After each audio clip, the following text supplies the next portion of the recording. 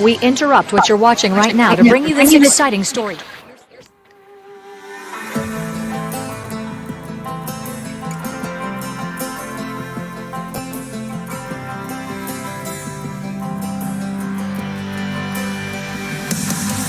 the dust and it's the glory. 100 stripes, 100 stories. It's the pledge of allegiance on the 4th of July. It's some handwritten letters from home. It's some sleepless nights alone. It's his newborn baby he left with his wife. It's the red, white, and blue. Lay down, he's alive. It's the red, white, and blue. 40 stars and stripes. Hey.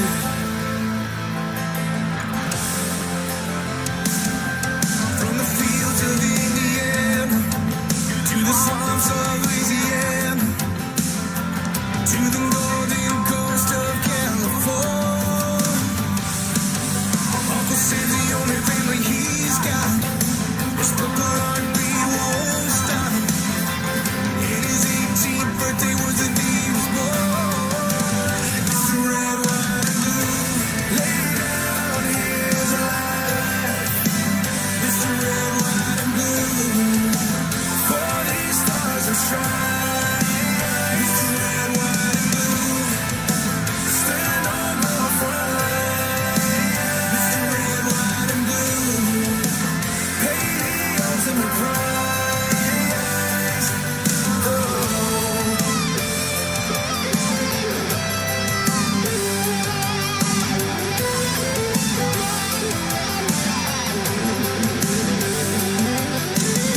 He was the man on wheels when he was born. His family was proud but torn. But if you knew him, you would understand. He was raised on how to be brave, just to see the flags you wave. And then he came home with all he wanted. It's Mr. Red, White, and Blue. Laid down his life. Mr. Red, White, and Blue. For these stars and stripes. Mr. Red, White, and Blue. Stand on this red line. Mr. Red, White, and Blue. To pay the ultimate price. Mr. Red, White, and Blue. Lay down his life. Mr. Red, White, and Blue. For these stars and stripes. Marching line. Marching line. Hey. Hey.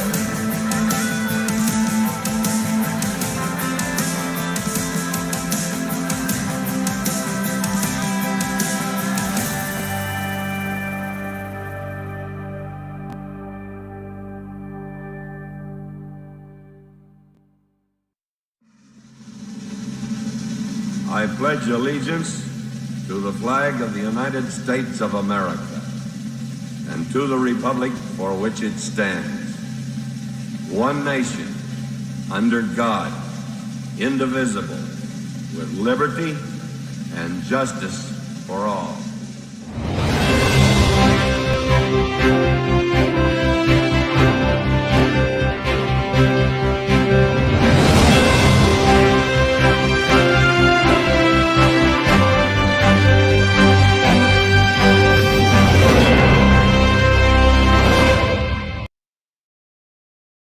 Well, good evening, Erie County.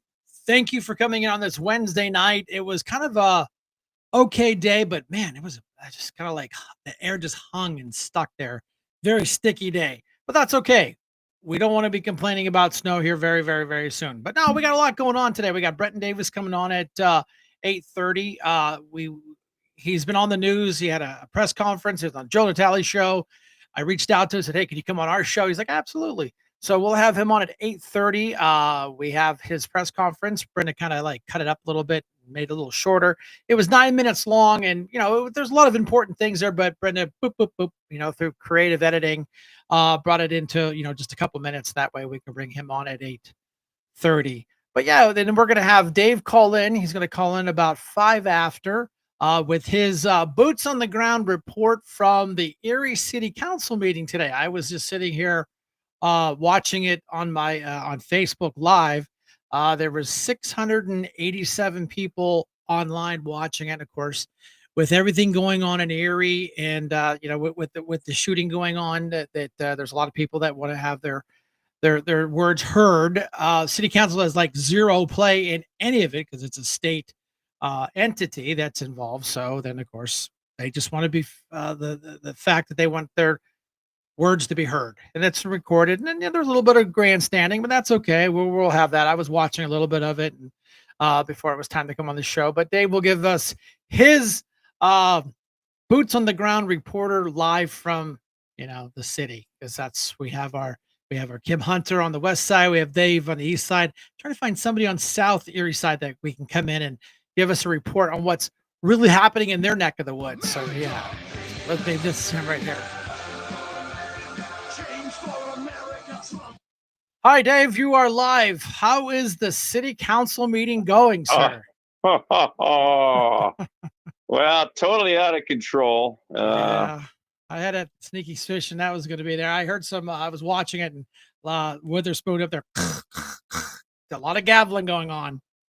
I took some notes. What I got from this, when I watched this, it's just typical big mouth blowbags addressing council over an issue that's not relevant to city council. Nope. Nothing they can do about what's going on with this investigation with Mr. Marcello Woodard. Correct. It's in the hands of the Pennsylvania State Police and the District Attorney's Office. But what they want the city council to write the district attorney, or maybe I think might be a little bit better is throw a little pixie dust at this. What they want is an indictment now, an arrest yesterday, a conviction immediately, and they want Mayor Schimber to end racism. Well, I think there's a thing in there called what's the Democrats love to say? No one's above the law and due process. I thought I heard that a lot. Yeah. Oh boy, I forgot about that. My bad. Due process, Due process. Illegals that sneak into the country in the middle of the night in the back of a Chevy pickup truck, they deserve due process. But a U.S. citizen doesn't deserve due process. So I'm just trying to get the new rules, because it's like Bizarro World where everything's flipped upside down. Yeah. Here's some of the notable names that were mentioned by some of the speakers. They're still talking. I had to shut it off. Oh, yeah. I had to shut it off, too, when I came live. H. Rap Brown. Okay. Jesse Jackson, George Floyd, Mike Brown, Malcolm X. These are all names that were mentioned during the conversation. Name dropping. Name dropping. Oh, gotcha. What's that? They were name dropping. Is that what they were doing? Oh, yeah. Oh, yeah, gotcha. Right. Yeah. Then one guy had he got up there and he was doing like a professional crime analysis of what transpired. He was doing it with his body. How if you grab the car and you nice. fall down. Yeah, that was pretty interesting too. Don't they call that scene reenactment? Is that scene reenactment? Yes. I call them professional crime analysis from that's true. One of the members of the community. Right. But the funny part of the thing was, sort of funny, was that Freda Tepfer. No way. She got up there and spoke.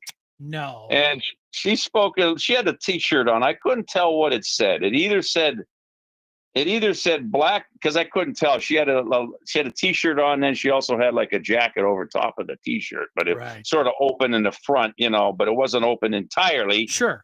But you could sort of tell. I think it said either Black Murder Matters or Black Voters Matter. I couldn't quite make it out. Yeah, I'm gonna go with the first one, because that's what that's the drum they're banging on right now. But anyways, she was talking. She spoke. The first minute and a half, maybe 2 minutes about Mr. Cello. Right. And then she says, "Well, I'm going to have to get off the subject. You get on something else, because she's up. She has her other things that she likes to talk about, and she started talking about tree roots. Those are important. She was talking about tree roots for about a minute and a half, 2 minutes, and then she had to turn around, and people in the back were starting to get a little upset with her because they're mostly a conversation about the murder, or the guy that got killed. Right. And she's talking about tree roots. She says, well, come on now. I only got a couple minutes. I have to, I have to get my positions in here. It's the only chance I get to get my positions in. Wow. So that gave me a little chuckle.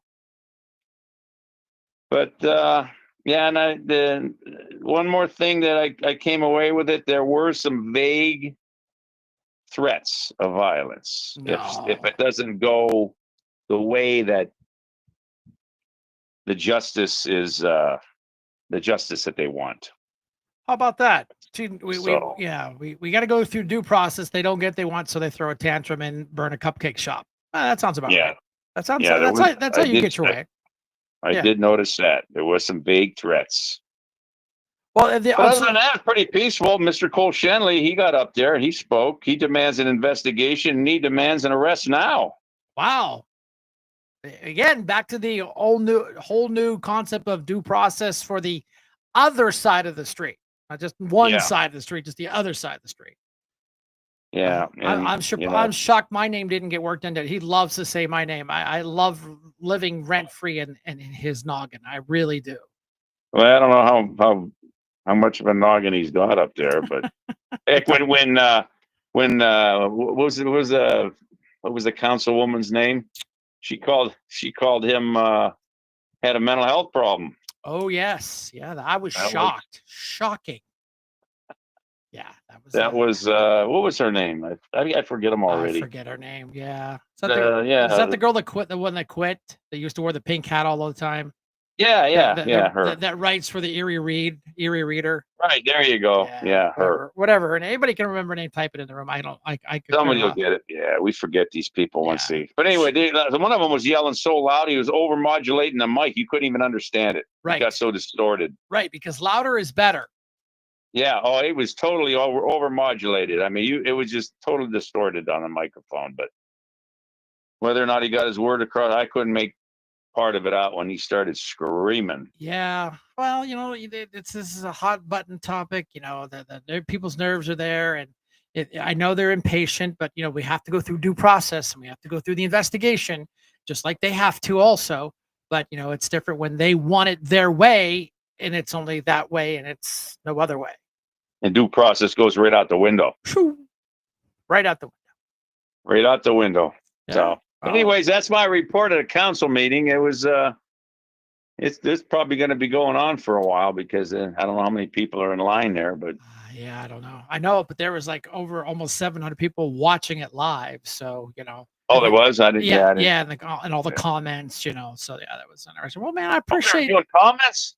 Doggone it! I wish I'd have known that. Oh yeah, on the Facebook Live, they're commenting in the room. Of course, it's the same thing over and over and over again. It's not like there's anything new. It's the same thing over and over again. Oh, you were watching it on Facebook? Yeah, Facebook Live. Well, I was sitting there. We were just had a couple of T-5. I put it on. Boop, what is that? Is that the city's Facebook or? Yeah, city's Facebook. I'll watch it on YouTube. See, I didn't know they had a. Yeah, it's live. Facebook Yeah, live one. because like I said, I had it up here while I was waiting for the show, and then it was right on Facebook. I didn't go on YouTube. Oh, okay. Yeah, I mean, I could almost pull it up and pull the audio up and listen to everybody, talking, and I was listening through my headphones. And yeah, I was watching the good gentleman that was not screaming, but he was over modulating the microphone. You couldn't understand what he was saying. Yeah.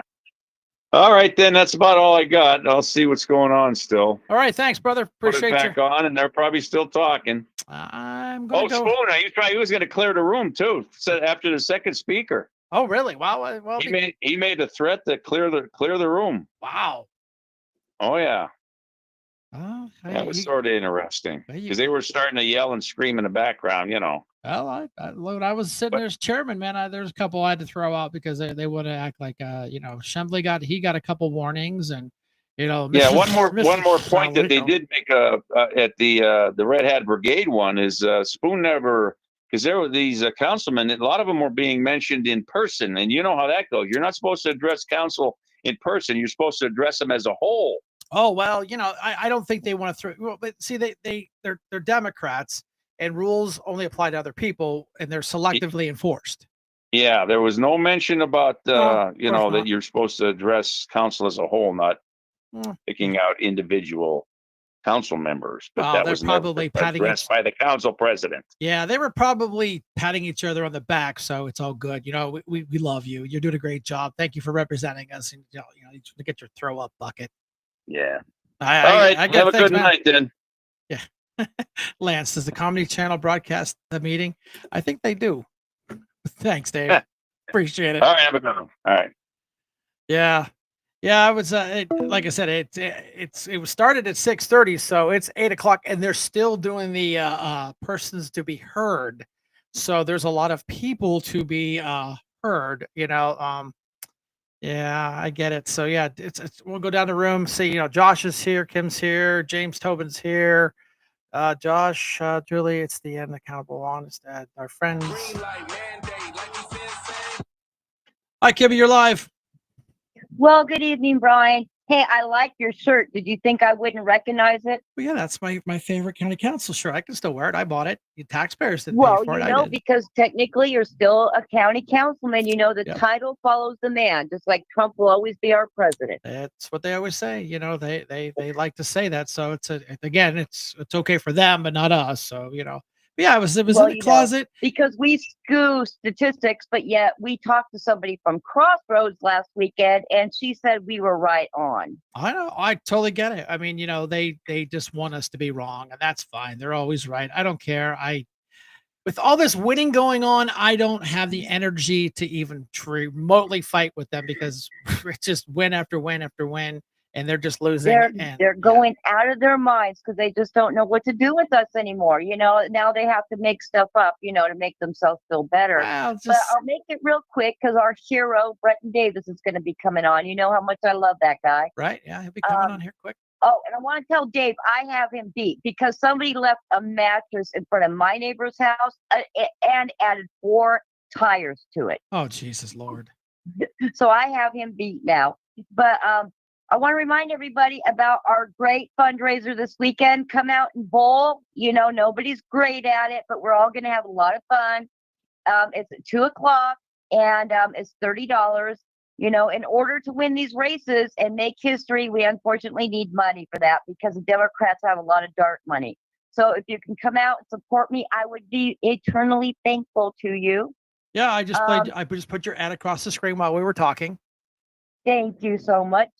And then we do have the Dan Rice Days Parade coming up the first weekend in August. And we are looking for candy donations again. I know I just asked you guys, we had a great turnout of volunteers at the 4th of July parade. Thank you again for driving, Brian. We appreciate you. Yeah. And I'll tell you what, the looks on those little kids' faces and Precious. the older people, and Hope donated, Gwen did, Gwen's daughter did a great job on our buckets and everything. I can't thank them everybody who came out enough.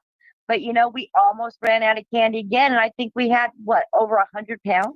Yeah, we just have to be. You get so excited in the moment, you just grab a handful and toss. Well, you got to be selective because you have to make the whole parade. And like I told you, the kids are smart. They go to the front because they know if they're at the end, there might be some left over. So that's what I said. Pace yourself. Enjoy the children. Right. I get that. Yeah. But anybody who wants to come out with us, for Dan Rice Days, you're more than welcome. We had the bubble guns going. We had, the police were there with the motor patrol. It was just so much fun. So please feel free to come out and join us. It's a blast. Yep. And I already remembered the dog bones this time. Got the dog bones. But can't forget the puppies. And this weekend we are having a rally down at the dock. What time is that? I can't remember. Oh, 6:00. Yeah, I think we just I set an calendar for 6:00. So grab a bite to eat, come on down. We'll hand out. We'll have applications to get you registered to vote. We can change your voting right there. We got tons of applications, and Right. meet a couple candidates want to come down. It'd be nice little pop up, meet the candidates. We've been talking to a few of them to come out, and it's just so busy, but that's okay. We're just going to come down there and shake hands and get people registered to vote. That's what we're all about. Right. We have goodie bags already filled, for anybody that wants to register. And then remember, guys and girls, please, please, please, this is the time. We're only 5,000 votes away from flipping Erie County. So Yeah. please, if everybody listening can just get 3 or 4 people to register, it will make a huge, huge difference. Oh no. And on that note, I'm going to let you go, Brian, because I know Brenton's going to be calling. And once again, thank you everybody for all of your help, and let's all work together to make Erie great again. Thank you, Brian and Brenda. I love you both. Yeah, we appreciate what you do. Like I said, we need some walkers too. Not the zombie walkers, but just people to walk with in the parade and hand out candy and stuff. I mean, the more the merrier. It's a good time. I have the trailer. If you get tired, you sit down. If you get thirsty, have water. So it's I haven't anybody wants to check the weather. I haven't really seen, but I think we're a little bit up. I'm working on a new Spotify set list for the doc. You and the dogs and cats song. I swear, every time I hear that, I see you. I have like a post-traumatic stress disorder of you and that song. But no, it's all good. I'm messing with you. But yeah, a lot of things going on in Erie County. We had the big meeting down in Pittsburgh. The president came down. And I tell you what, that was big. Senator McCormick and the whole gang was there. I was listening to Brenton on Joe Natale's show today, and they actually had a special meeting. They had kings, people that are actually kings, not the ones that they like to pretend that were kings. They were there. So that was a big win. And then, of course, we'll talk about the audit that the Erie County government just went through. Flying colors, no problem. A little self-promotion here. The official choice awards is up and running. And Brenda, do you have that little video handy, or is that buried down in there? One day I hope you see the truth. This puppet show stays on because of you fools. We've been dancing with the devil way too long. I know it's fun, but get ready to pay your dues. Oh God, come back home. Now, just can you play that again or real quick? Because I had it partially covered. It was my bad. If it's not. One day I hope you see the truth. This puppet show stays on because of you fools. Now, I'm going to stop it right here. Dave actually did this on a screen recording. This is what the actual site looks like. You'll see this boots on the ground with Brian Shank. You'll see the little green icon, and you'll see him click on We've been it. dancing with the devil way too long. I know it's fun, but get ready to pay your dues. Oh God, come back home. One day I hope you see the truth. Now you can get rid of it. Yeah, I hit the loop button before you did. But yeah, that's what it looks like. So that's what the page will look like when you get there. The actual address is here. It's on my social media. It's on my Facebook. You can just click the link on it. It'll take you right to that page. I'll ask you to fill a little bit of information, blah, blah, blah, who you are, phone number, and email address. Verify your email. Make sure you're not spam. And they will actually, that way you can vote. And you can vote one time per day for the next, I think, 14 days, something like that. It was 2 weeks. So, but we're getting into that. But yeah, it's nice to be up on the top 5.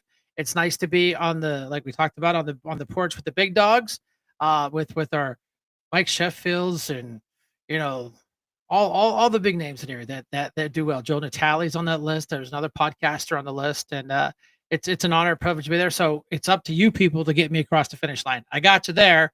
We voted a couple times. We got on the list. We're doing good. We're on the right track. Now we just have to take it for the home, and it would be an honor and a privilege to be number 1. So yeah, did you have you established the link with Breton yet?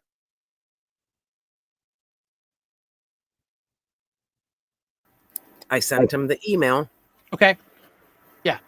Like I said, I didn't know if you actually had the link come in or not. Just let me know when he is here, and then that way we can play his press conference, and boop, bring them right in there. So yeah, other than that, I got one more, a couple things I want to get out of the way here. We have this coming up here, Ruck the Trail on July 20th. Come out there. It's going to be a nice event for our veterans, and it's put out there in Green Township. There's all the information. You can scan the QR code and get how to get there. Now, I want to put a special thank you to the folks at Erie Discount Beer for their support. They have a shopping cart, and they have literally filled that shopping cart full of stuff to donate to this event. So a big shout out to the folks, the men and women that work there. One of their great employees is a veteran. He always is that guy. You can ask him something, and Jeff always goes that extra mile. I'm going to get a couple things. He sent me a picture today of a shopping cart full of stuff, and it's just normal everyday stuff: socks, sheets, pillows, soap, lotion. So yeah, I told him, you send me a picture, I'll put a big thank you across it. I'll put that on my social media later. But that is coming up this weekend. It's really important to take care of our veterans. Boop. And let's see. I told them I would put this up here as a public announcement. Vet Fest at the Erie Zoo, Friday, August 1st, 6 p.m. to 9 p.m. It's a free event, but tickets are required. I had the pleasure. I think I DJ'd that a couple years ago, if I'm not mistaken. That was a good time. It was a great. They had all the vendors there. Any veteran come down and talk to all the vendors. Folks from the Veterans Center are all there. People have little tents set up to help if veterans have any questions. So it's a free event. I will put all this information on my social media when I'm done. And that way we can get that stuff out to you. But yeah, get rid of that. And I think that was, I'll flash this one back up here again. Save the date for July 26, 2025, the 14th Corporal Jared King Memorial Ride at the Carl Neff Post 571. That's the American Legion in Wesleyville. We've talked about this. That's coming that'll be right around the corner here really quick.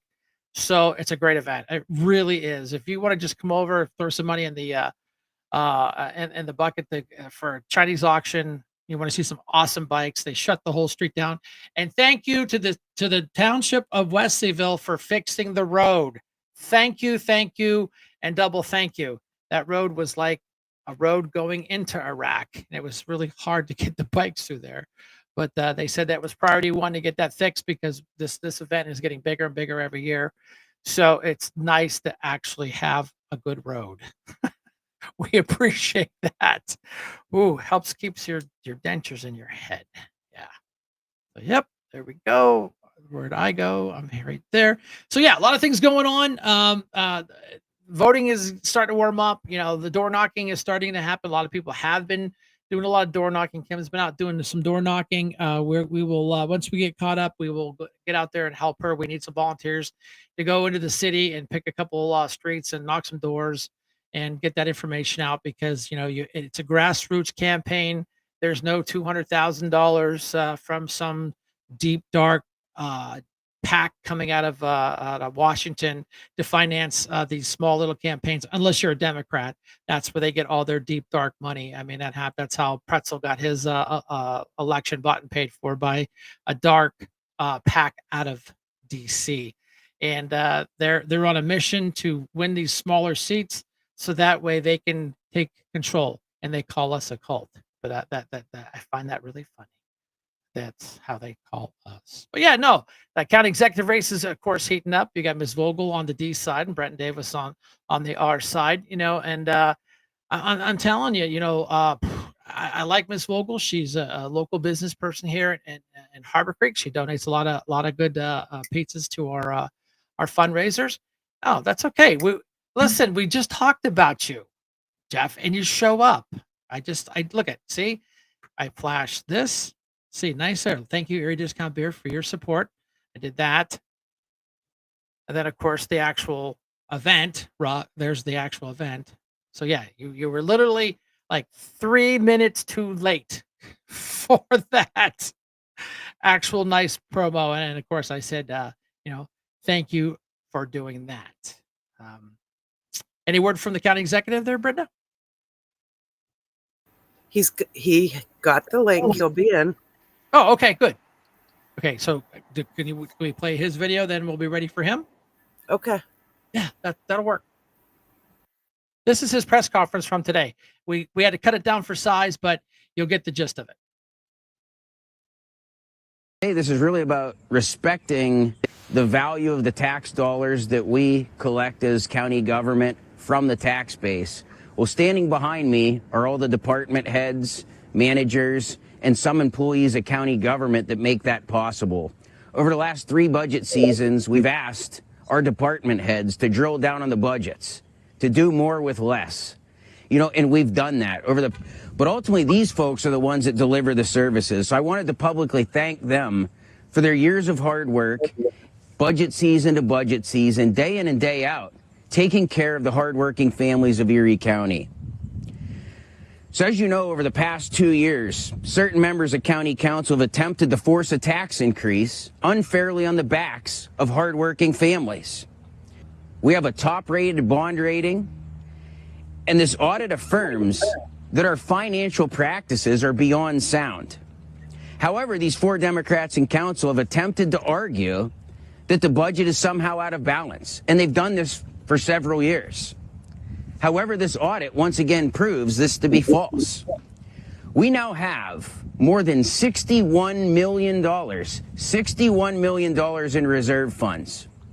And today here, because of the folks behind me and the hundreds of county employees that dig in every day, I'm here to give you 4 million reasons more as to why our county finances are stable. Today, we increase our reserve fund to $65 million.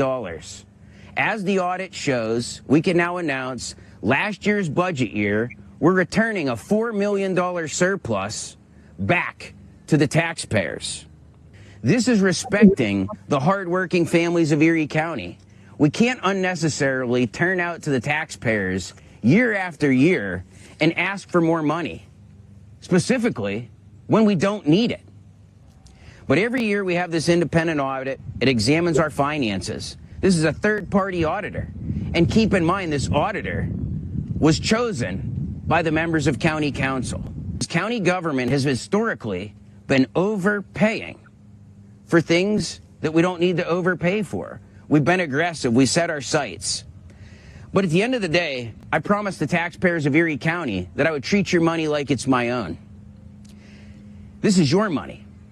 These are your tax dollars, and you deserve every single dollar of value for it.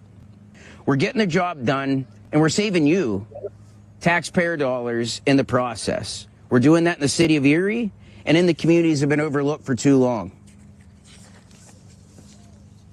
And we're doing it without tax increases, turning surpluses, no matter what certain members of council say. And I'm ready to fight for you, the hardworking families who would otherwise be saddled with the consequences of an unnecessary tax increase. No one needs yet another bill from the government. No one needs the government to say, I need a couple more dollars or a couple hundred more dollars that you already can't afford. Raising taxes should be a last resort, not the first option. And I want the people of Erie County to understand this. Even if some of their elected members of county council don't, or just don't want to acknowledge it, simply based on politics. But finally, I want the people of Erie County to know that our books are sound, our operations are solid, and this audit once again proves that. And I'm here to unequivocally state that my 2026 budget proposal will not include a tax increase in 2026. I just want to thank the folks here behind me for their hard work. Without you guys, none of this is possible. Thank you, and this concludes our press conference.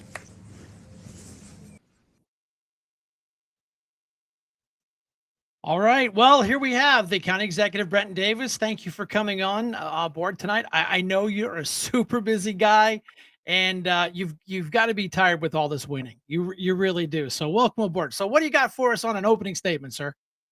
Well, I mean, I think that's 4 million reasons why we need 4 more years. You know, that's something that we've done year in and year out, with the exception of 1 year. I mean, I think everybody's just tired of the lies and the rhetoric and the twisting. I mean, math and economics don't lie, and this independent audit just shows that apparently we do have some budget experts that know what they're doing in county government. Right. And I know we had to edit it for time, but you talked about why would we take and raise taxes when we have the surplus, where just to fix that little gap to give the people a break, but they don't want to give the people a break. They just want to keep pounding on them. And that's when I was on council. I never voted for a tax increase. Now, of course, I'm just one vote. Of course, the majority rules. But yeah, I mean, that was something you talked about. I was listening to you on Joe Natale today, and you made a good point. Why are we raising taxes when we have the money? I mean, what I know there was a little issue with the amount. What's the actual amount we have in surplus? Yeah, so I mean, so there's a little bit of typo. So obviously, we don't have a public information officer. So I mean, I kind of rely on some of my privately funded outside firms to help me with some of the press events. But at the end of the day, we have a $4 million surplus, and the total is a little over 61 million. So Wow. what happened was, is I looked at the 61, I added $4 million to it, and I mean, you're up there at the podium, and sometimes that kind of stuff happens. You look at something, and things get transposed, but gotta let the dog out. He's sitting there staring at me. Don't forget about me. He don't care about $4 million. But yeah, 4 million bucks. I mean, that's reality. It's money that every taxpayer is essentially paying in and entrust with county government. And we continue to find. I mean, in this budget, we cut 74 vacant positions. That have been vacant for years. That's the 2025 budget. So I mean, really, the goal, I think, in county government is kind of almost land the aircraft almost on empty. I mean, it reminds me of my days in the Navy, watching the fighter jets come in and like jettison their fuel before they land. It's kind of like that. You don't want to land with a bunch of excess fuel, right? Because in doing so, I mean, you want it to be close. You don't want to run over and have to come back for more. I mean, nobody likes doing that. But you got to budget in such a way that you're not overspending. And like I said on Joel Natale, it's like, to the taxpayers, to the layperson, it's like, well, how are we overspending? Well, think about it like when you do your home budget. That's like, it's like budgeting for 2 or 3 mortgages that you don't have and 10 cars that you don't own. Well, maybe we might get 10 car payments and 2 other house payments. Like, nobody's going to do that. But we're budgeting for all these positions that are never going to get filled.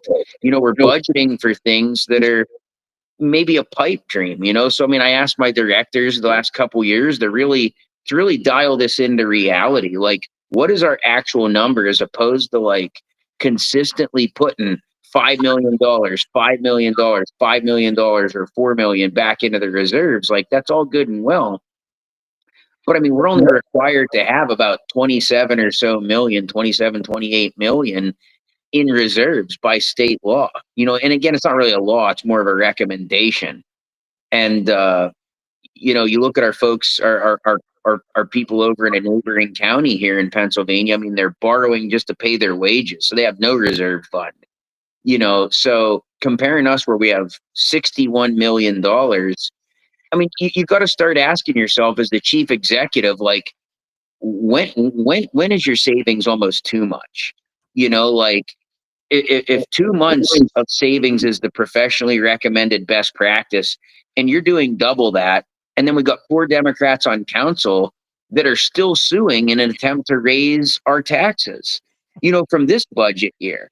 I mean, I just proved it. Like, we didn't need. I mean, this is 4 million before I even cut all these positions. I mean, these are 2 different budget years to really keep that into perspective. What we saw was 2024. That was audited halfway through 2025. And in the 2025 budget, we cut 74 positions. So hopefully when we come in at the end of this year, and this time in 2026, and if the voters see fit to reelect me for a second term, we'll be back having this conversation of, we budgeted a little more closely to that neutral number.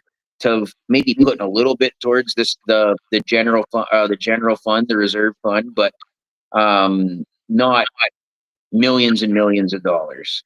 Yeah, and that was my question is some people don't realize that they recommend to have X amount of extra dollars. So if something catastrophic happens, we have the money there like a savings account that we can pay the people. We if there's an emergency that we can pay that. And Yep. it was always so nice when I sat there in the meeting and Paul and his gang would come up, well, we're 18, 19, 20, 30, 40 million dollars over the required amount that we're supposed to have in savings. And then, I did a Facebook Live about the show tonight. I said, it's like buying a set of tires. Why would you borrow the money if you have it in savings? That's ridiculous. That's just dumb, And, you were on the show and you were talking about common sense. And I tell you, I just shook my head. Yeah, you're right. Yeah, you're right. These four Democrats, I do not understand where their common sense is. This is complicated.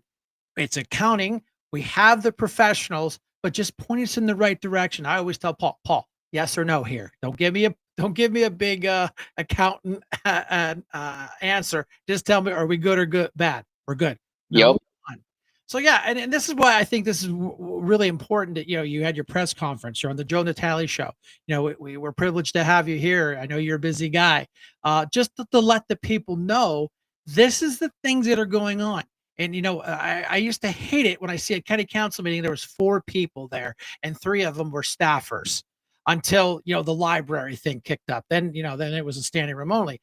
But what I know the library is important, but this is our economic future of us, we the people, is way more important than a library. But I never understood that. But yeah, so where do we go from here on this issue? Well, I mean, to me, I think there's more to really delve into. I didn't cover it, but I mean, we can give a little spoiler alert here. Um, you know, it's the things that you remember back at when you were sitting on council with like the endless money that we've got to shovel out to Pleasant Ridge Manor. Oh, that I mean, it's millions of dollars that we front. And, I finally really just called these folks on this issue because we're not showing the taxpayers the true dollar amount of what's really being lost there. And I mean, right now, currently, as it sits, I mean, we have like a 13 to 14 million dollar debt that Pleasant Ridge essentially owes back to the taxpayers of Erie County. And some are going to say, well, how does one entity owe the other? Well, it's a nonprofit that the county is ultimately responsible for. And I think there's only about 6 of these homes left in Pennsylvania. So out of the 67 counties, we are one of 6 that still have a nursing home. And I mean, it was in 1920. None of these nursing homes were around. The Lecoms and the St. Mary's and all these different nursing homes weren't around. So I mean, there was a point and a place and a time for it. But now these models have changed. I mean, you'd think we were crazy if we were still using the old like dial-up telephones with the earpiece and or maybe tapping things out in Morse code like they were back in 1920. But I mean, we're still doing our nursing home kind of in the same manner. And looking at the true budget that this is, I mean, we give what's called an intergovernmental transfer.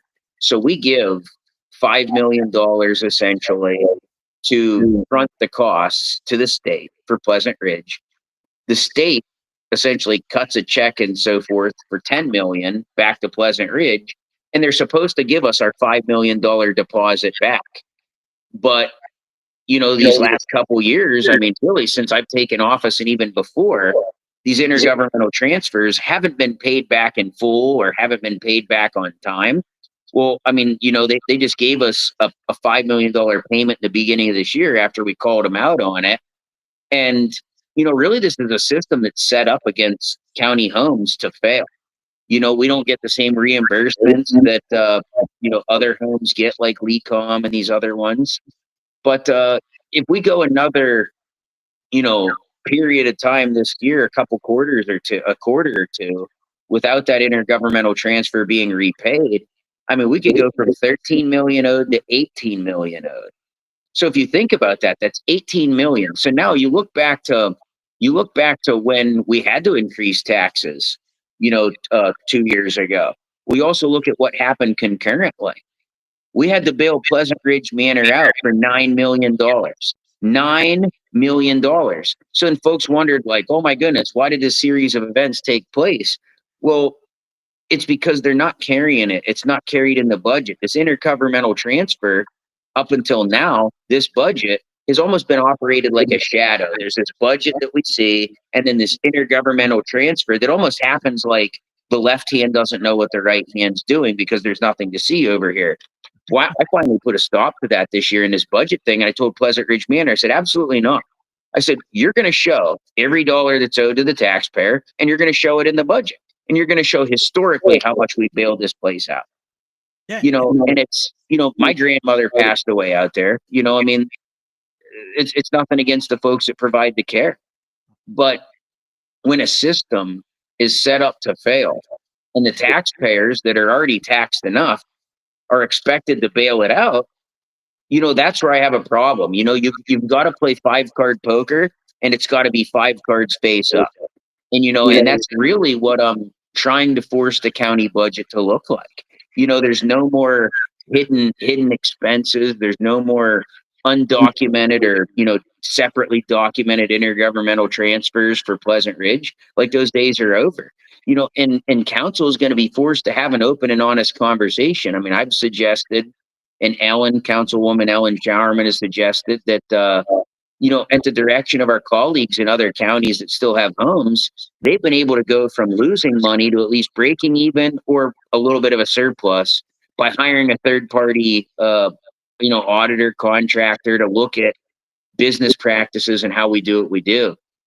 And I mean, there's nothing but resistance from the 4 Democrats on council and obviously some of the leadership. But I told these folks at Pleasant Ridge this year, like, look, we're not playing around.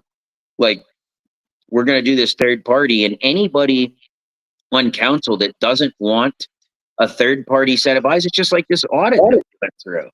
Why on earth would you not want somebody that's a professional in managing nursing homes to look at it and figure out, how can you increase the number of beds? How can you decrease the cost to your staff? How can you improve your processes? How can you lower the cost and lower the debt to the taxpayer by bringing in additional revenue? I mean, to me, these are common sense. Like you said, it's common sense solutions. And these folks don't want to see common sense. They don't want to see reasonable. They don't want to see reality because it doesn't suit the political narrative. It doesn't align in lockstep with maybe some of the union stances that we have to deal with. And on council, I mean, that's not always beneficial to the taxpayer. Right. And my biggest thing, I remember sitting in these meetings about Pleasant Ridge is the maintenance cost of this old building. Yeah, 1920. I mean, we tore the other one down right there down the road from my house, off Pleasant, Lake Pleasant. Yeah. Dahlkemper tore that down before, my election in 21. And, I mean, it's a building from the 1920s. Yeah. So what are you really gonna do? I mean, it's so cobbled together. There's so many different additions, so many different roofs, so many different maintenance things. And we just had the Legionnaires issue where they're still utilizing bottled water out there. So I mean, you're talking a 5-gallon bucket of water that we have to buy that costs about $14 per bucket. Now imagine you have 180, 200 people in there on average. Imagine having to supply water in 5-gallon, and you're talking like bottled water, essentially in a big 5-gallon bucket. Like, these are expenses because of all the infrastructure is outdated, and not even to count, the 6 figures that we had to do to sanitize these pipes that still essentially hasn't worked. So there's just a lot of different concerns that, the private sector, I mean, looking at all these different issues. I mean, there's just a ton of issues, but I mean, I think that's the biggest red herring, or elephant in the room when it comes to the county budget now. I mean, there's still a lot of cuts that could be made. I mean, obviously I've not been a fan of the HRC. It hasn't proved valuable in, many years and decades of having it. And now here they've revived this thing for like however many times, the second or third or whatever attempt this is, over the years. And I mean, it's already proven to be nothing but a realm of political activism from a former Democratic congressional failed candidate. Right. So I mean, to me, like that's another thing 100% that I'm going to be recommending for defunding in this budget year. I mean, obviously I recommended it every year to be defunded since I was elected, and I'm going to continue because we already have one obviously in Pittsburgh that serves the area. And I mean, when you get into issues of activism, I mean, that's not really something we should be supporting. We're not in government to be activists. No. We're in government to govern, to provide services. So I mean, how can you charge taxpayers another $400,000 a year to give a political operative a job, renting an office, and the numbers don't even support it. I mean, for every complaint that comes in, I mean, you could give $10,000 to an attorney and have them argue on behalf of the aggrieved citizen and still do financially better. So I mean, those folks don't want to hear compromise. I mean, it's really about getting the cronies jobs. I mean, we saw that. I mean, the previous county council clerk, a former Democratic candidate for state senate. Now you've got a former Democratic candidate for Congress. It's now, representing the HRC. So I mean, these folks aren't even trying to hide No. what they're trying to do. And I mean, I just continue to shine light into the dark. And I'm 100% going to defund the HRC yet again. Because I mean, they're not providing any results. They're not proving anything different. Matter of fact, they're just proving that they're merely activists, under the guise of government, which is improper. Yeah, and that's all I see coming out of that office now is just a very, very specific Democrat narrative that it's just beating that dead horse. It's just more racism. And if I'm not mistaken, Miss Cannabis, I'll call it out because I'm not elected. Is the I think she's the vice chair of the Democrat Party. I mean, imagine that. You can't make this stuff up. And you look at the op-eds, and you look, I mean, it's no shock that either her or her husband are preparing for a run. I mean, when we just look at the op-eds, I mean, that's the oldest trick in the book. Oh, just start writing some op-eds and start an organization under the guise of, giving back. But I mean, it is what it is. I mean, if the people are foolish enough to fall for it, I mean, that's why you do your show. That's why I do my radio shows. That's why we do the press conferences to continue. You don't see anybody from the Republican Party in any kind of hired elected leadership, you know what I mean, in terms of any of these positions. I mean, you just don't. No. So I mean, to me, that's not what we do. It's not good government. I mean, you hire the best qualified person, and I mean, again, I think it's kind of a waste of oxygen to talk about the HRC any further. I mean, they're going to continue to waste taxpayer money until we can shut it down. Yeah. Now, the one thing you were talking about on the Joe Natale show, which absolutely I know on council that we hammered down on, is these leases, all the property that the county leases. You gave an example of the Mill Creek Library, Mill Creek Mall Library. Go ahead and talk about that one on the show, because some people probably didn't catch it. I mean, that's a 6-figure lease, and I was able to, we were looking at different locations and I mean, that's the most expensive lease that we have anywhere in county government, and looking at the numbers, looking at the data, looking at all these different things, and, just trying to figure out, and everybody told me, oh, just sign the lease, and I'm like, no, like, we're not just signing a lease. Like, we need to do our due diligence. And I even looked at Joe Sinnott, and he thought I was nuts when I was going to tell him, like, I'm going to get this guy to reduce the lease. If we're going to stay here, we're going to save some money or we're going elsewhere. So I had alternate locations. And then finally, after 6-7 months of negotiating with an older Italian fellow from Cleveland that owns them all. I mean, tough guy, great Yeah. guy. But he came back and said, okay, I'll give you a 20% reduction in lease to stay. And I told Joe Sinnott, I said, not good enough. He's like, are you nuts? He's like, 20% reduction. I called the guy up and I said, hey, let's make it 25, and we got a deal. And, you know, we signed 25% reduction on the lease. You know, and that's really just another strategy. You know, we've done that with some of the district magistrate leases.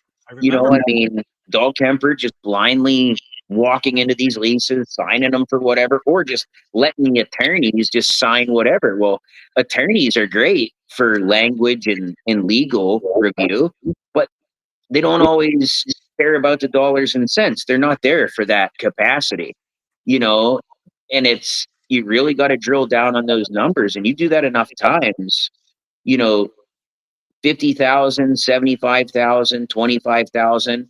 I mean, before you know it, you save the taxpayers $1 million, and that's one of the ways that you get to that $4 million surplus. I mean, one of many. You know, it's things like the federal inmate contract that we have with U.S. Marshal Service that some folks are calling ICE. You know, like ICE can do that, but I mean, like, we've raised enough money with utilizing our jail to offset our overtime, which that would normally be passed on to the taxpayer. You know, we've saved enough money to pay for boiler replacements, which county council just rejected. The 4 Democrats on council voted in lockstep to not utilize this money. I mean, I'm saying these boilers are going to go bad. Like, we're already bootstrapping these things together. We can't find the parts. Matter of fact, the last 2 times they broke it, we had to have the parts made, you know, and that's super costly.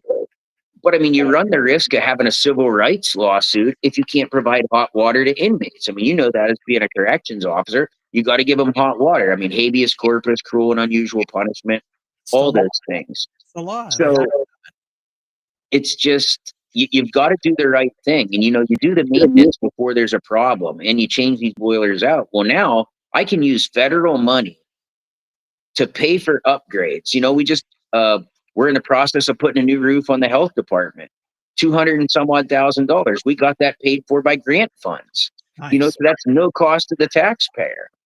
You know, so I mean, it's just all these things adding up over and over and over again. Like, nobody's going to tell the story. The Times News isn't going to tell the story that we saved $200,000 on the health department roof by getting a grant from the federal government, or by utilizing federal revenues to house federal inmates, like we've done since the 1990s when Judy Lynch, it was an INS contract back then. You know, it's just this Democratic narrative that everything that President Trump does is bad. And, you know, it's racism, it's this, it's that. No, it's common sense. I mean, these folks, you know, it is what it is. We should replace our boilers. We should upgrade our prison, you know, and do it at no cost to the local taxpayer. Like, that's me leveraging opportunities, you know, leveraging opportunities to help pay these bills, you know. So, I mean, that's really the you know, the long and the short of it, you know. And you look at things like yesterday, $92 billion of investment in Pittsburgh, you know. There's not too many rooms where I'm like, oh my goodness, like, I feel like a chandelier in a haunted house. But you know, I mean, I'm sitting in a room with Middle Eastern kings and CEOs of Westinghouse talking about, you know, hundreds of billions of dollars of investment. The CEO of Google. I mean, all the big heavy hitters. Sam Altman of, you know, Open AI, and all these different folks. I mean, these guys are on such a level. I mean, multi $100 billion companies. And, you know, there's little old me, county executive of Erie County, Pennsylvania, and there with a handful of folks looking around going, how on earth did I get in this room with these people? You know, but again, I mean, that's really been the success of this administration. And what we've done is getting Erie County into places where we never would have imagined.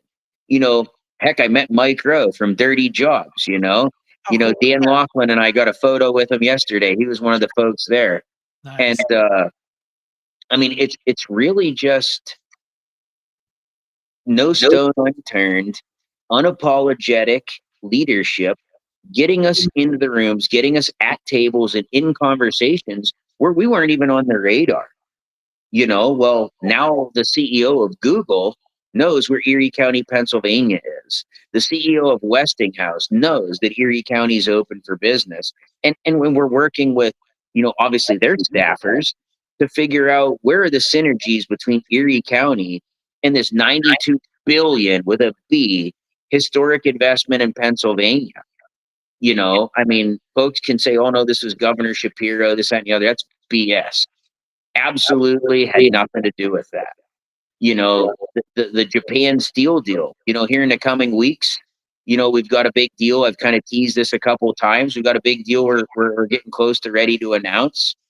Contracts have been signed, and, really because of the energy and the Japan US steel deal, we've got a major federal or foreign direct investment to announce. It's just right there in your backyard. So I mean, it's just a great time. It's a great time. We had an AI company just sign on board with Gannon that came from India from Select USA.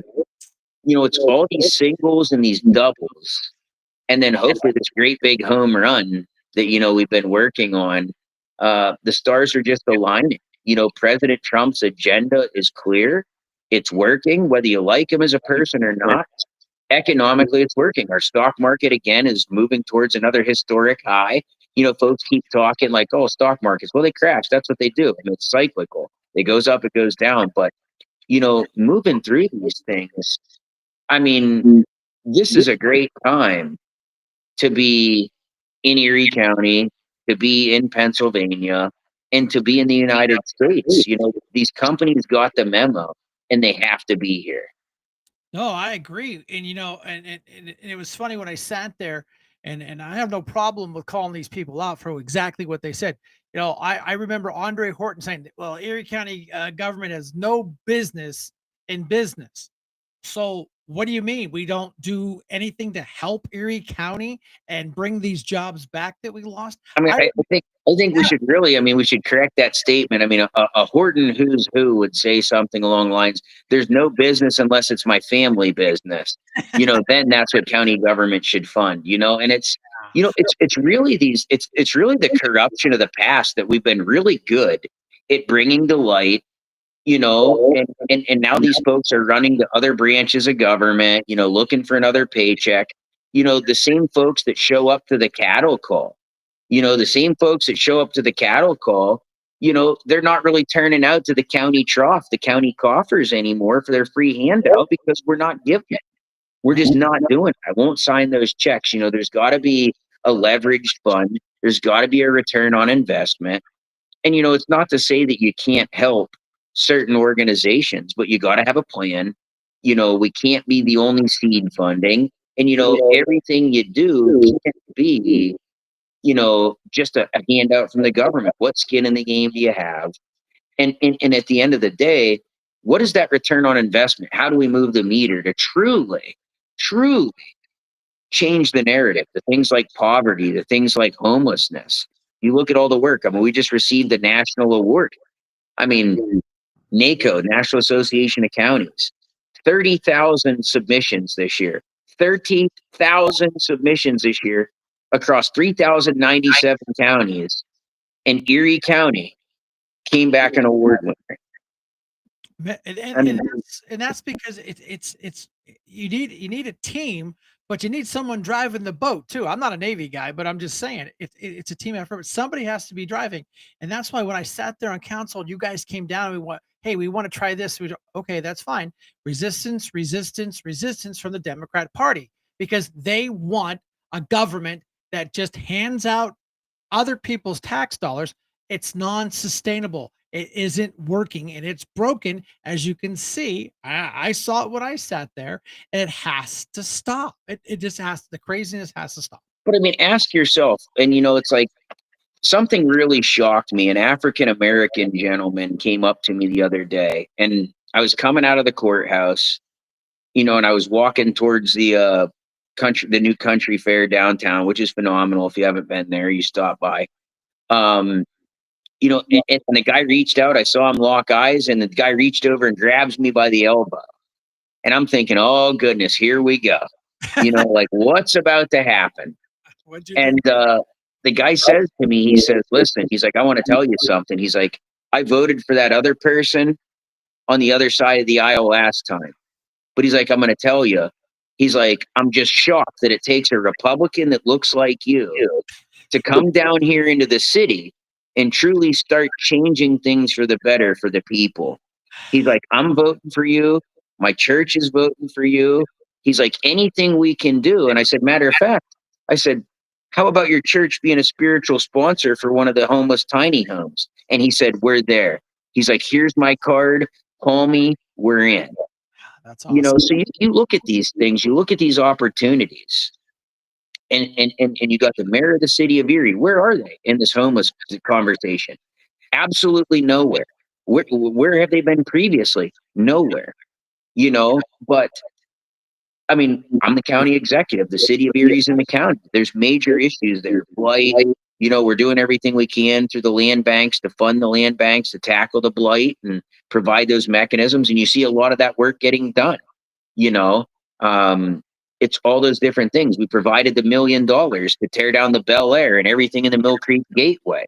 These are funds that are just sitting, dying on a vine if we don't engage them.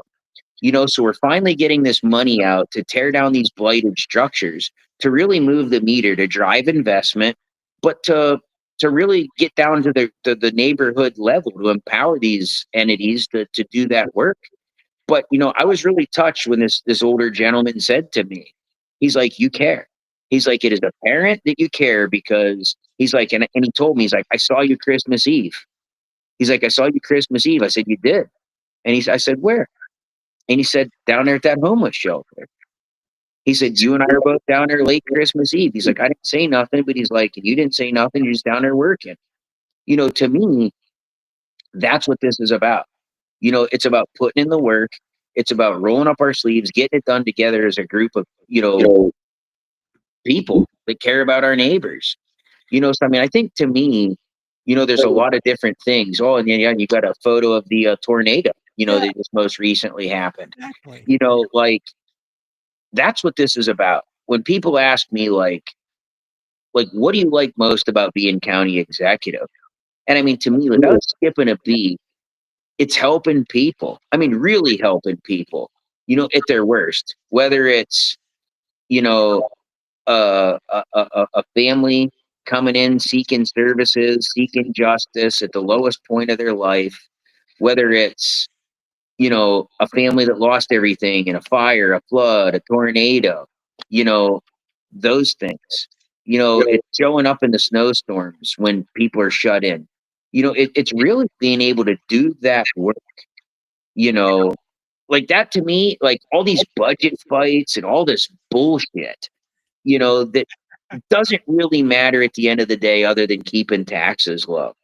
And I noticed this, whether it's my political opponent or whether it's members of council, I can tell you, I have not seen one single member of these 4 Democrats. I've seen Charlie Bale. I've seen Ellen Showerman during windstorms in West County. I did see briefly Chris Drexel show up to your fire department to deliver some coffee and leave when we were all shoveling off roofs. I mean, you brought some coffee, great, but everybody could bring coffee. None of these folks showing up when it matters most. There's a hell of a lot of talk. You know what I mean? Oh, look, the guy has a badge. Oh, heaven forbid we do national best practices. I mean, I can tell you an example. I mean, a lot of folks criticize that, but it was after the Erie High School shooting when nobody had a clue who I was and we couldn't access the scene. Had that turned into a 20-person casualty like in Buffalo, how on earth was the county going to coordinate a mass casualty without accessing the scene?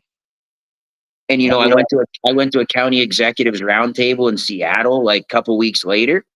And I told that story and they said, wait, you don't have like a county detective? And I said, no, I don't have a security detail. And they're like, you don't carry a badge to identify yourself? And I said, no, I don't have a badge. And they're like, well, that's the first two things you can do. I said, I'm going to forego the protective detail just due to the cost. But, you know, it's the times like the shooting up here from my house, East Gore Road. The state police had to take over the scene because the state police were involved in the shooting. And you look at Clarion, the troop that isn't even from anywhere near here had to come up and take over the scene, right? Right. And none of those guys, when we were bringing the resources in for the drones that they requested, the lights and all the stuff to set up, they wouldn't have had a clue who we were without that identification. You know, it's just a lot of those different things. So again, at the end of the day, it's empty criticism from people. It's easy to Monday morning quarterback something. It's easy to be the Copelands of the world and run your mouth when you can barely pay your own utility bills and end up on the delinquent list for the city. Like, I'm not going to take budgetary advice from somebody that can't even take care of their own household. You know, And I tell that story all the time about the snow. I said when our fire department we had that snowmageddon, you know, I said, listen, you don't like Brenton Davis, that's fine, but you show me one county executive, you show me one elected official in this county that came down there, picked up a shovel, and shoveled for hours. Hours. I mean, I catch guff from my county executive counterparts because they're like, I would never do that.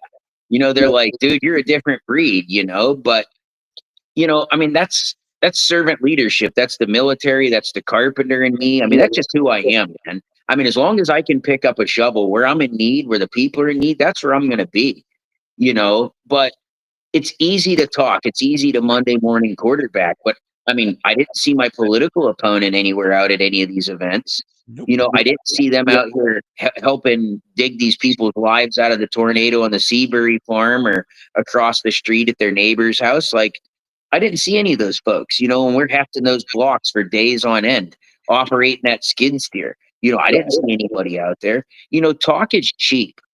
You know, and some people say, well, that's not what the county executive's supposed to do. You're the chief elected public safety official for Erie County. Like, the buck stops with you. You know, whether it's the budget, whether it's social services, whether it's the prison. Yeah, you've got a prison warden, but if you get sued, it's my name on the lawsuit. Oh, yeah. No matter what happens. You both are on it. Yep. So, I mean, to me, it's like, I mean, that's the one thing I love the most about this job. You know, I could take the politics and shove it. I mean, that's the absolute worst part of it. But if that's the cost of admission to serve the people and continue to do what we're doing, I'm willing to continue getting punched in the face every single day in the media. I mean, just like our president, you know, and even just like our governor, like him or not. I mean, the guy gets hate too. You know, I mean, the house got firebombed, you know, for God's sakes. You know, I mean, there's always all kinds of crazy, but you know, one of my colleagues that's now the NACO president talks about strongly held, lightly informed opinions, right? A lot of people, they have strong convictions, but they're lightly informed. They don't know what they're talking about. They just know they believe a certain way, but they don't have the facts or all the complete facts around what is what, you know, and you know, that to me is unfortunate. I mean, that's why I'm glad there's shows like this and Joel Natali and things where people can tune in. And I see your following. I mean, I see the messages and the comments up here on the screen and people just taking that away, saying, hold up, you know, our budget isn't jacked up, okay? Like, that's BS, that's hot air. And here's an audit that just shows we returned $4 million. You know, here's a national award for being one of the few counties in America that can say not a single person had to sleep in the streets. Not a single life was lost due to the cold this year because of the things that we're doing.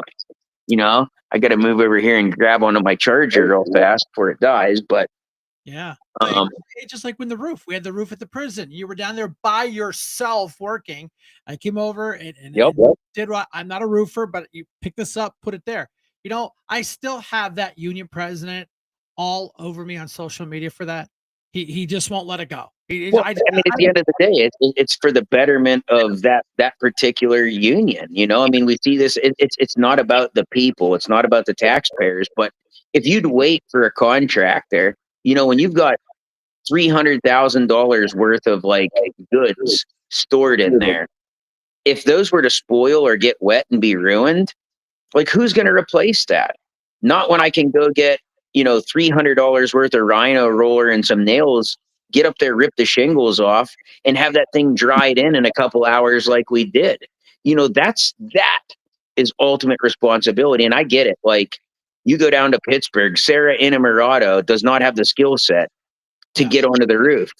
My pal, Philip Armstrong in Lehigh County. I mean, the guy is 68 years old or 72, however old he is now. He doesn't have the ability any longer to get on the roof, but like I do, So I mean, to me, that's what I bring to the table, something different than most people, But other folks have different skills, and if I can leverage that for the people of Erie County, I mean, I'm absolutely going to do that to save us 300-400 grand, or things like the health department roof. Like we had a manufacturer design the roof and a grant pay for it. The prison roof cost us over $100,000 just in engineering for somebody to tell us what thickness and what millage of roofing material to use and what underlayment and how to secure it, when every roofer that's certified in that roofing system knows how to do it to the warranty spec.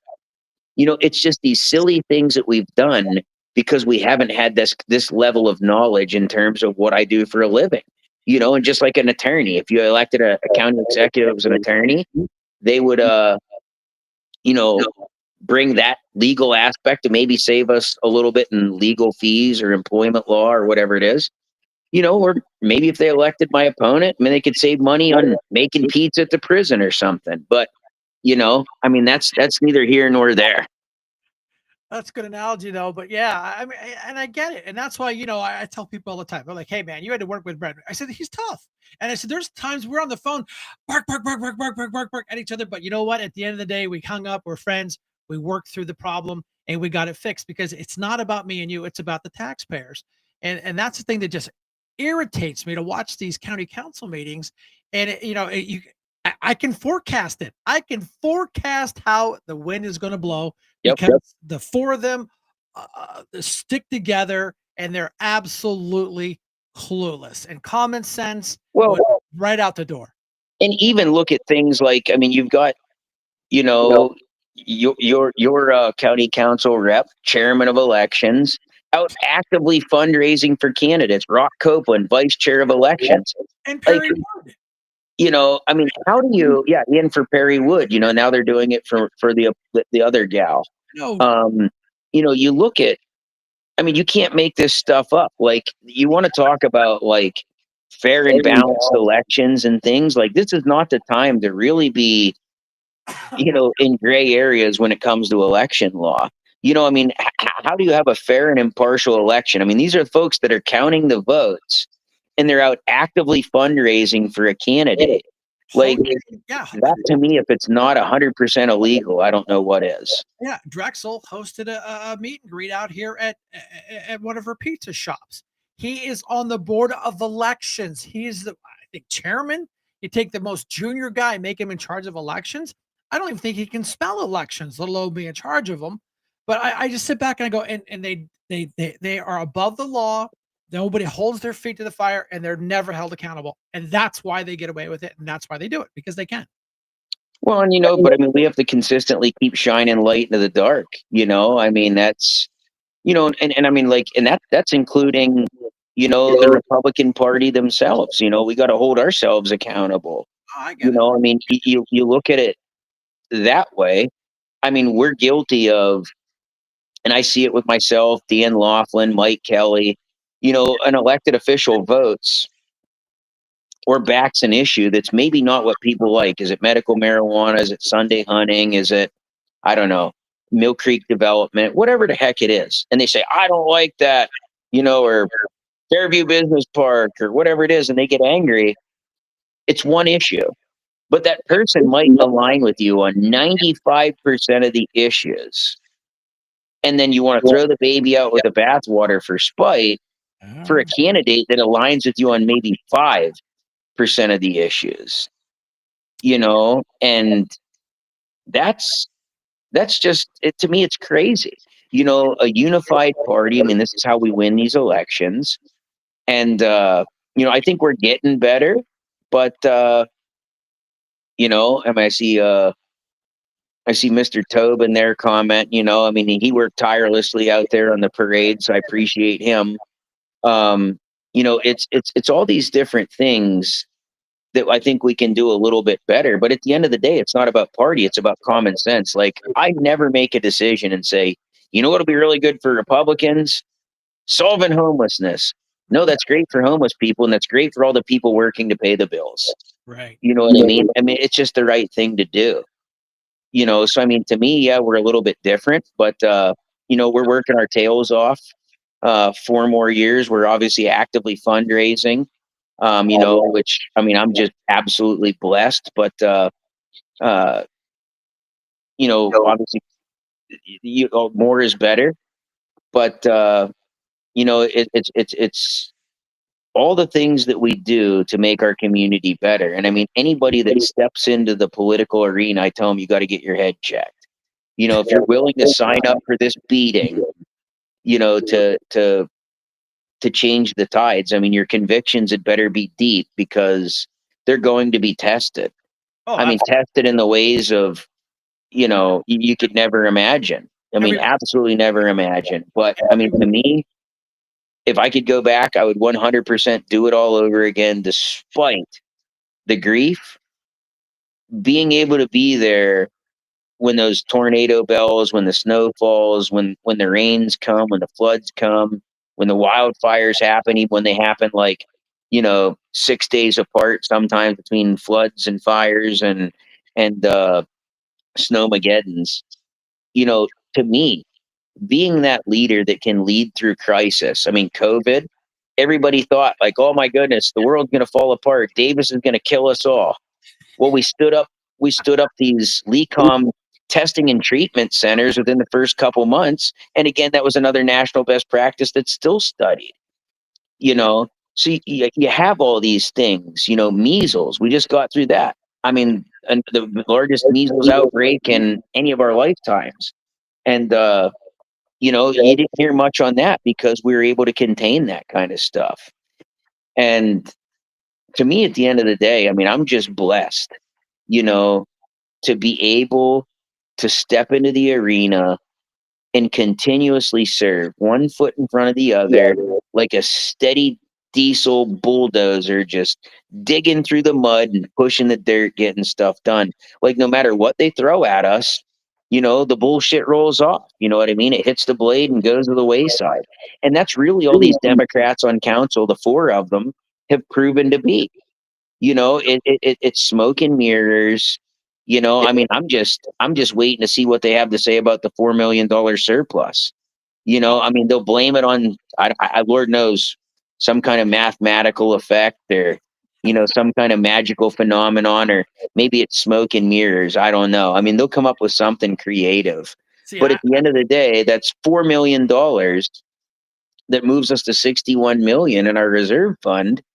That it's irrefutable, by a third party auditor that they picked. You can't make it up. No, and that's the thing with, here's the thing. They don't like the facts. They'll conjure up some, like you said, some spinny Democrat controlled bullshit. And that'll be their narrative, and they'll walk away from it. They'll throw a little smoke grenade in, and they're going to walk away from it because they will refuse to give you a win on an election cycle. And it's not even a win. You just did your job, for God's sake. We did our job. And, there's a lot of things on the budget we didn't agree on, and that's fine. We got through it, and they still voted a tax increase. And now I tell people all the time, what kind of council sues the county executive for a tax increase? I mean, bizarre. You can't make that up. I mean, when I tell my counterparts, and I mean, mind you, 95% of the county executives in America are Democrats. Yeah. So when I tell my colleagues, whom I'm good friends with, like we go to these conferences, we go to these study sessions and roundtables, and I mean, we set our political differences aside. Like federal politics, we're going to lock horns and our votes are going to cancel each other. But at the end of the day, I mean, my pal, Mr. Executive Crowley up in Milwaukee, um, we're as politically different as night and day, but I mean, we still bounce ideas off each other, still talk things through. And, I have that all across the country. But when I tell them my council is suing me to raise taxes, I mean, they look at me like, I mean, that's like from an alien world. They're like, there's no way. And I literally have had to Google it and show them. And they're like, where on earth do you find these council members that are like, they just, it's so outlandish. And again, I mean, that's the amateurs and the novices on council that they look at this failed federal playbook of sue, sue, sue, sue, sue, protest, protest, protest. And it's like, like that older African American gentleman that stopped me. The other thing that I noticed that he said is he told me, he said, listen, he's like, he says to me, he says, the people down here are tired of empty promises. Absolutely. And he said, I voted for the other person. And when he told me him and his church and everybody else, he's like, we're voting for you because you're delivering. You're delivering. He's like, you care, you're present, you're here. And he's like, and he told me, he's like, you are a doer. And I said, it was the first time in my term I'd really thought about it, but I was like, yeah, like we do. Like, let's get to work is not just a moniker. It's not something like, to me, it's an ethos, that, I mean, I live my life that way. I live my life that way. Oh, I mean, I totally get it. And, you've brought up some great points, but I do got to kind of bring this thing in for a landing. But, that's why I wanted you to come on the show tonight and say, listen, here it is. The media gave you good coverage. You get 30 seconds. Listen, we've been talking for almost an hour. And you know what? You got to say what you needed to say, tell the people what they don't want to hear it, but they need to hear it. And that's the difference because, I know Miss Vogel, I got no beef against her. I told her, I said, you know what, you're a pillar of our community. You help out our American Legion really good, but I don't agree with your philosophies any way, shape, or form. And we don't talk too deep upon that. I said, listen, I appreciate what you do for us. I like you. You're a member of our community, but her and I do not talk politics too deep because you're on the wrong side of the street. But I appreciate what you do for us. But yeah, any closing comments? About we bring this thing in.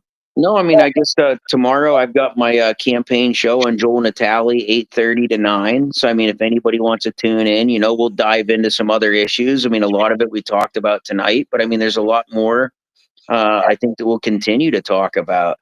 And I would just recommend folks get out there, and really talk about the realities, talk about this $4 million, talk about all the things that are happening in county government. And, again, at the end of the day, motivate people to vote because this election is going to come down to voter turnout.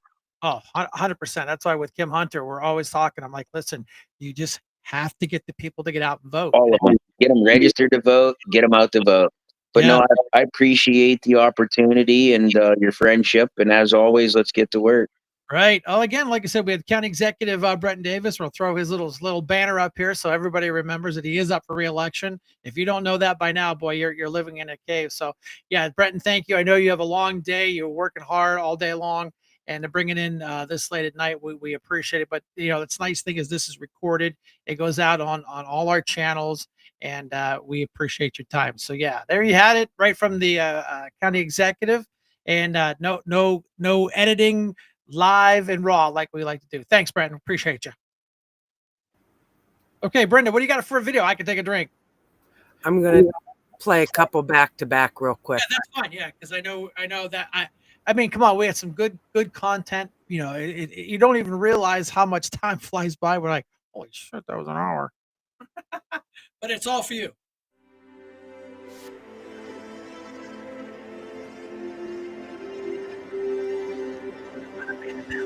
Life, liberty, and the pursuit of happiness. The Declaration of Independence proclaims God-given rights, and we intend to protect them. Working with people like you for over 50 years, preserving freedom and building a better tomorrow. Safeguarding the Constitution by limiting government power.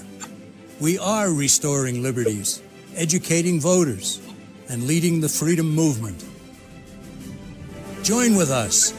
United, we will defend our rights. We are all Americans. We are the John Birch Society.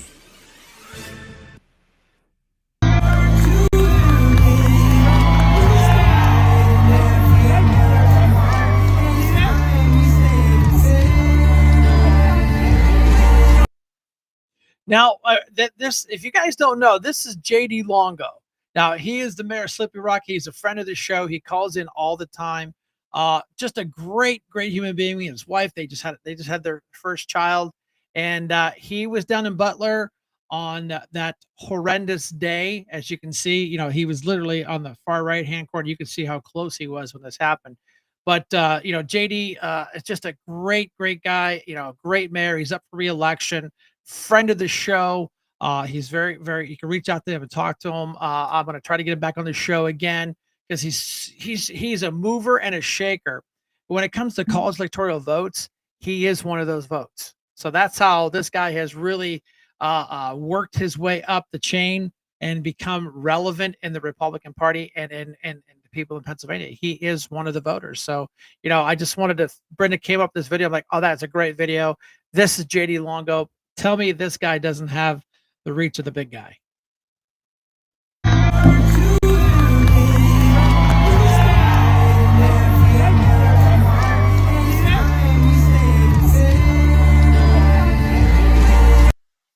Now, this next video, I'm telling you, is absolute hoot because if it's not the truth, the ladies from the View have been replaced, and we have their audition tape of their replacements. So go ahead and play the audition tape.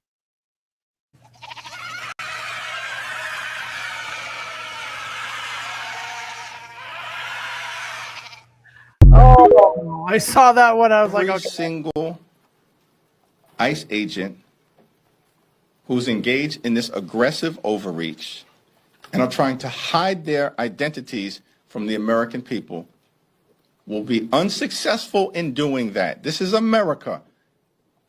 This is not the Soviet Union. We're not behind the Iron Curtain. This is not the 1930s. And every single one of them, no matter what it takes, no matter how long it takes, will of course be identified.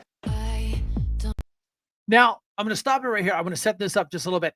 This is what the Democrats are doing to our brave men and women that put their life on the line to go out there and protect us, round up all these, you know, of course, they're you know, they love to spin how they're not all murderers, but by God, the majority of them are more than just that. That they had the pictures they showed. The guy stole an airplane, for God's sake. But this is what these people are doing to our law enforcement. The party of tolerance, love, and joy. It's a fallacy. It's a facade because all they can do is hate and put the lives of these men and women in jeopardy. However, we do not in any circumstance promote doxing. So, but I want Brenda clean this up, and we're going to show you what they're doing, minus the red dots, because we put that on there to protect our men and women. So yeah, I'll hit play. Don't like your little games. Don't like your tilted. The role you made me play of the fool. No, I don't like you. I don't like your perfect crime. How you laugh when you lie. You said the gun was mine. Is it cool? No, I don't like you. But I got smarter, I got harder in the nick of time. Honey, I rose up from the dead, I do it all the time. I got a list of names and yours is in red underline. I check it once, then I check it twice. Oh!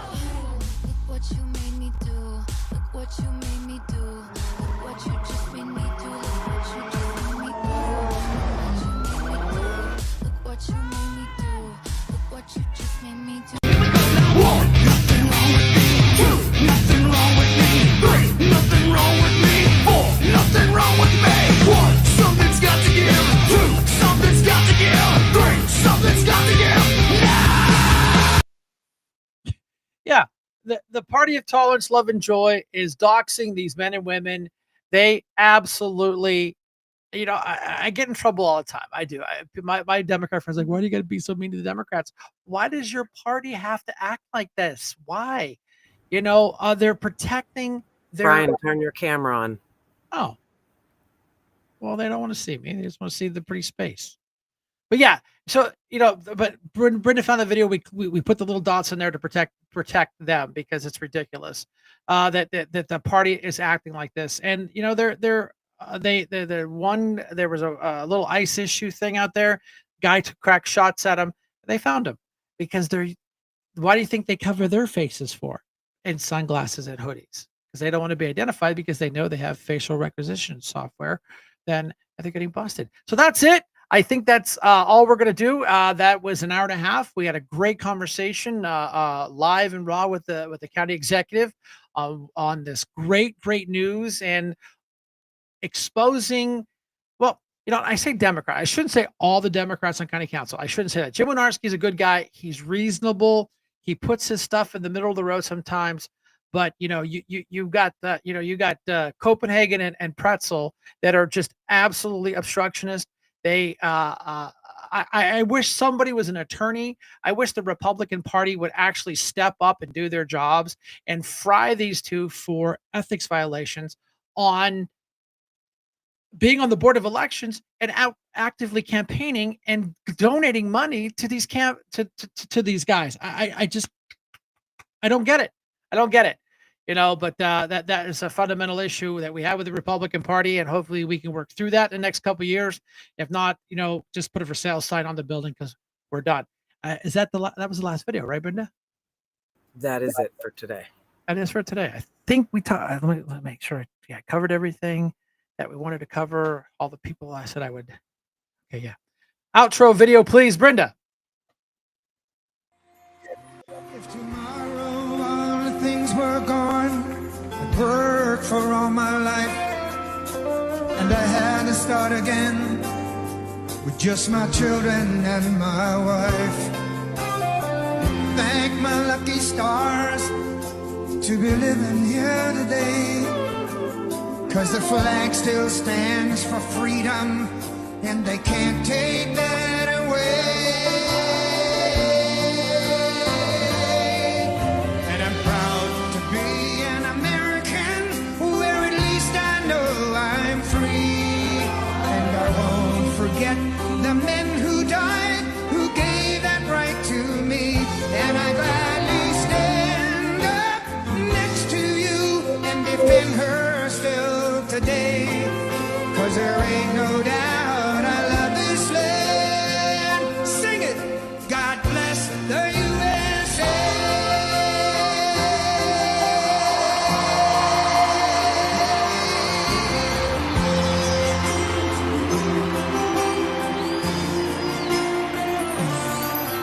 From the lakes of Minnesota to the hills of Tennessee, across the plains of Texas, from sea to shining sea, from Detroit down to Houston, and New York to LA, where there's pride in every American heart, and it's time we stand and say, I'm proud to be an American, where at least I know I'm free. And I won't forget the man who died, who gave that right to me. And I gladly stand up next to you and defend her still today, 'cause there ain't no doubt I love this land.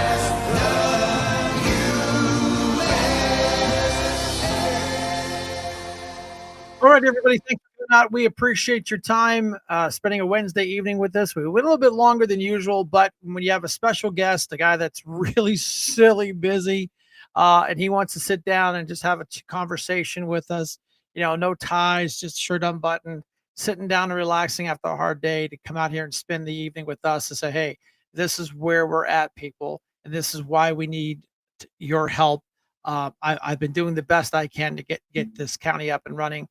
Now he's going to ask for some help of, let's get some doors knocked, let's get some registrations filled out, and we need to get this guy reelected because when you buy a used vehicle, it takes a little bit of time to get it fixed up. We've got this used vehicle fixed up. Now we can get it into the body shop and get it painted. A special thank you to my lovely wife for everything she does, puts all the videos together, finds the funnies and the serious. Like I said, we're trying to throw a little bit of fun in what we do. And not coming out, nothing to do this weekend. It's a very busy weekend. Very, very, very, very busy weekend. Kim's got her thing. They got the Ruck thing. Special thanks to Erie Discount Beer for what they have done and what they said. They got some more stuff. As we always say, let's be safe out there. Shank out.